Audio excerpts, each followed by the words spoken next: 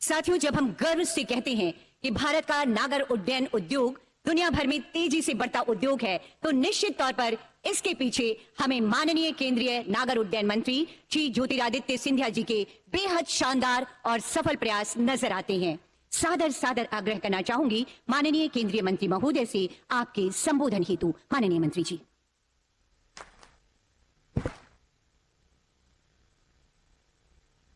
परम आदरणीय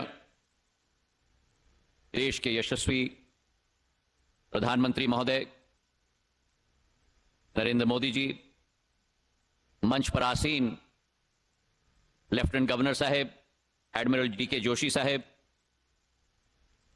मेरे सहभागी आदरणीय जनरल वीके सिंह साहब, क्षेत्र के सांसद कुलदीप राय शर्मा जी, सचिव राजीव बंसल जी, डीजीसीए के अध्यक्ष विक्रम देवदत्त जी, भारत विमान प्राधिकरण के अध्यक्ष संजीव कुमार जी, मुख्य सचिव केशव चंद्र जी, मंच पर उपस्थित महानुभाव और आज इस विमानतल पर उपस्थित अंडमान और निकोबार क्षेत्र से सभी आए हुए सभी हमारे महानुभाव, आज एक ऐतिहासिक दिन हमारे लिए इस अंडमान और निकोबार में है, जब देश के हमारे प्रधान सेवक, देश के प्रधान रक्षक, देश के प्रधानमंत्री परम आदरणीय नरेंद्र मोदी जी आज वर्चुअल रूप से इस भव्य कार्यक्रम में हम सब के साथ आज जुड़े हुए हैं।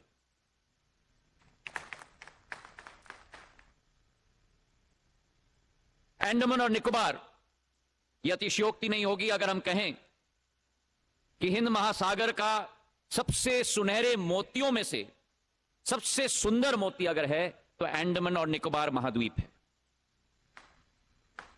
और इतिहास के कई पल इस महाद्वीप ने देखे हैं। वो एक समय था जब आजाद हिंद फौज के अधीन ये द्वीप नेताजी सुभाष चंद्र बोस जी के नेतृत्व में थी। वो एक दिन था जब 30 दिसंबर 1943 जब पहली बार हमारा तिरंगा झंडा अगर फहराया गया था तो अंडमान और निकोबार के पृथ्वी पर फहराया गया था। कई हमारे स्वतंत्र संग्राम के अमूल्य प्रतीक हैं।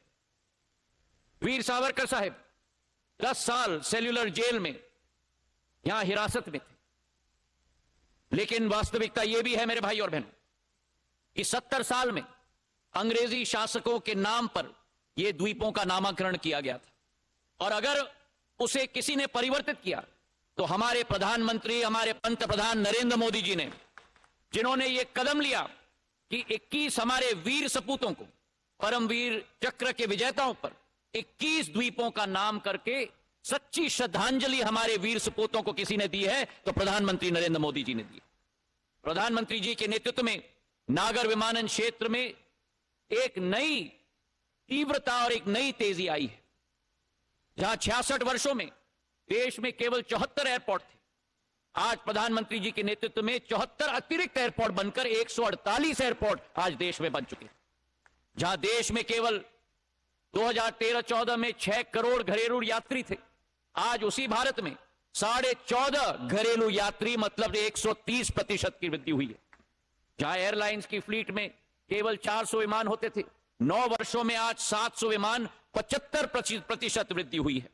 और जिस देश में केवल 3 ग्रीनफील्ड एयरपोर्ट थे, आज उसी देश में प्रधानमंत्री जी के नेतृत्व में 11 अतिरिक्त बनकर 14 ग्रीनफील्ड एयरपोर्ट हो चुके हैं। लेकिन यह सफर प्रधानमंत्री जी का निर्देश है। प्रधानमंत्री जी का निर्देश है कि यह सफर निरंतर जारी रहना होगा। और इसलिए प्रधानमंत्री जी के नेतृत्व में जिस भारत में आज 148 एयरपोर्ट हैं, आने वाले 3-4 सालों में इस संख्या को बढ़ाकर हम लोग 200 पार करेंगे, यह हमने संकल्प लिया है।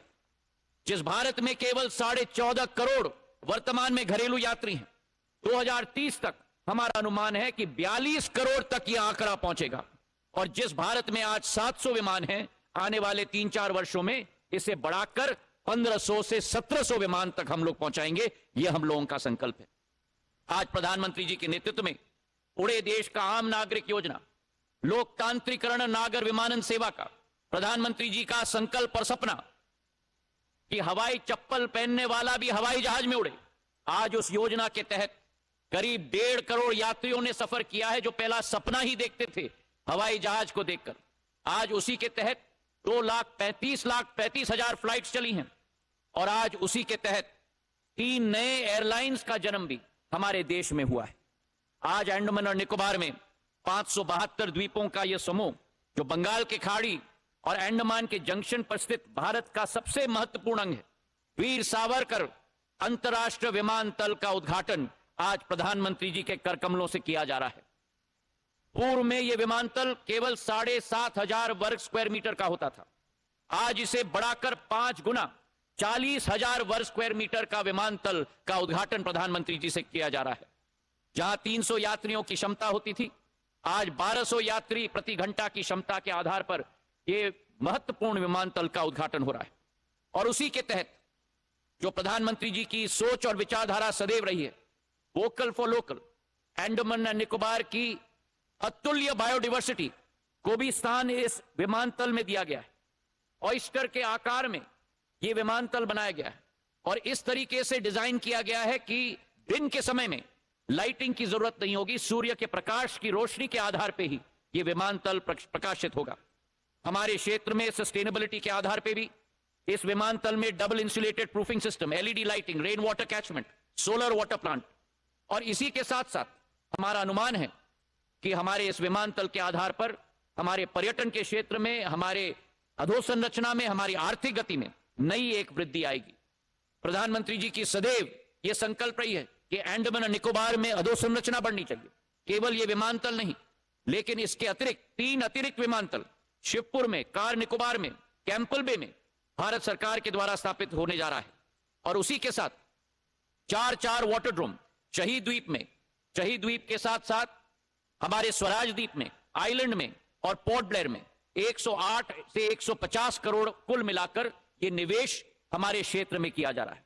प्रधानमंत्री जी के नेतृत्व में जो सोच और विचारधारा है भारतीय जनता पार्टी की, सेवा की, सुशासन की और गरीब कल्याण की, उसके प्रति हम सब समर्पित हैं। और जो 9 वर्षों में काम हुआ है, यह आने वाले कई सदियों को इसका लाभ मिलेगा, इसका हमें पूरा विश्वास है। जो 70 साल में नहीं हो पाया है, प्रधानमंत्री जी ने वो परिवर्तन अधोसंरचना में, आधुनिकता में 9 साल में करके दिखाया है अंडमान और निकोबार आइलैंड में। और हमें पूरा विश्वास है कि आने वाले समय में यह द्वीप समूह का गेटवे जो पोर्ट ब्लेयर है, रोजगार के लिए, शिक्षा के लिए और निवेश का गेटवे बनेगा। इन्हीं शब्दों के साथ बहुत बहुत शुभकामनाएं। धन्यवाद। जय हिंद। बड़े संकल्पों के साथ हमारा नागर उड्डयन मंत्रालय आगे बढ़ रहा है। आपके संबोधन हेतु बहुत बहुत धन्यवाद करती हूं माननीय मंत्री महोदय।